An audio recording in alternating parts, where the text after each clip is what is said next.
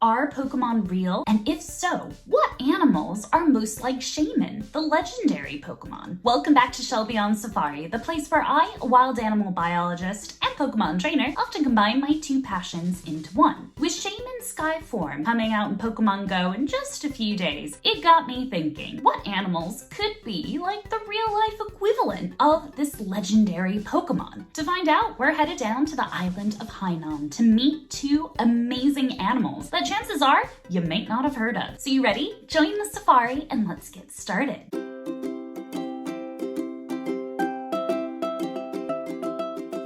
First, let's take a quick look at Shaymin. Shaymin is a grass-type Pokemon. Well, at least when it's in its land form. When it comes into its sky form, however, it becomes a grass and flying type. Shaymin is known as the Gratitude Pokemon, and actually, it is the smallest legendary Pokemon. Now, at first glance, the land form of Shaymin certainly seems to look quite like a hedgehog. But I thought I'd introduce you to an animal that you may not have heard of that's equally as cool, and actually is closely related to hedgehogs. Meet the Hainan Moonrat. That's right, Moonrat.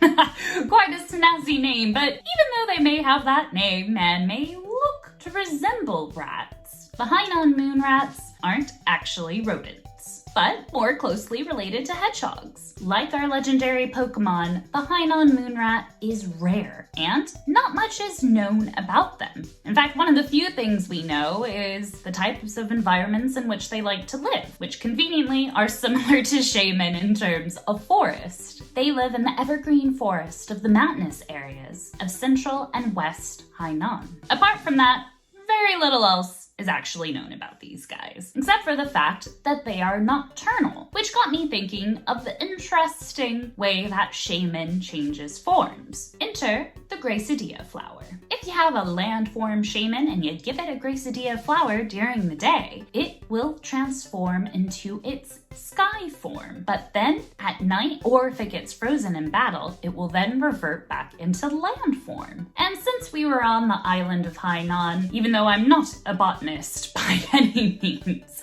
I don't do well with plants, I did want to look up what beautiful plants were on the island of Hainan. And thanks to Kew Gardens, I found this pretty snazzy looking plant, Hoya diversifolia. Doesn't it look insane? It definitely seems like it would fit in the Pokemon world. Maybe not spot on like for like the Gracidea flower, but when I saw this, I had to put it in and share it with you guys because I thought it was one cool looking plant. Now, the Skyform Shaymin doesn't seem to be just different in terms of its physicality, but also its characteristics. It tends to be a bit more bold and courageous than the shy and timid landform Shaymin. But speaking of its physicality, it does look like it could have a little bit of canine influence, but also a bit of reindeer influence, which is why I thought to introduce you to a specific type of deer that you can find on the island of Hainan. Eld's deer. Eld's deer are a tropical Asian deer that live in dry lowland forest. Their range once spread across 7 countries, but now, sadly, all living populations are quite small and fragmented, including the one on Hainan Island. In fact, they almost went extinct. By 1976, less than 50 individuals remained. Now, a little bit more information is known about the Eld's deer. In fact, there was a great scientific review paper published, which I'll pop a link to in the description below. And in there, I learned 3 specific things that reminded me of Shaymin. First up, we gotta talk about grass. It's been reported that Eld's deer can consume up to 12 kilograms of forage a day. That's like 2.5 Mauis.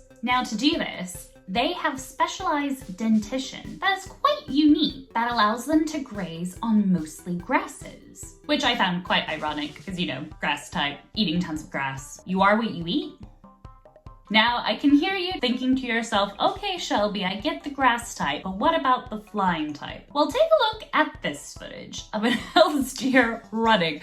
I don't know about you, but it certainly kind of reminds me of a cheetah and the fact that it seems like their legs barely touch the ground, almost giving the illusion that they're flying. Now, the last one revolves around the physical physical side of the Shaymin. You know, with its weird ears that kind of look like antlers. It got me thinking about the Eld's deer, which are also known as the brow-antlered deer. No other deer species has antlers quite in this shape, which makes them super unique. Now, just like how we are Pokemon trainers, and when we're playing the game, we learn about the Pokemon as we go, especially the legendaries, because you only got one chance. Be sure to save before you go and approach and battle or try to catch it. Trust me, I learned that the hard way. In all seriousness, we have one chance with the Hainan Moonrat and the Eld's deer on Hainan Island. Thankfully, conservation work is already underway to protect the incredible animals that call Hainan Island home. However, I bet you hadn't heard of the Hainan Moonrat before,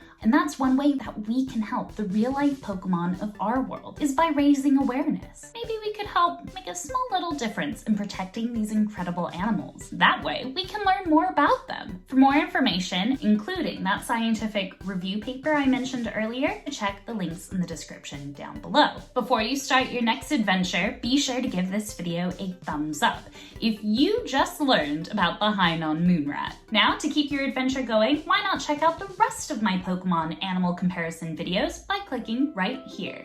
Go and click it, I'll see you over there.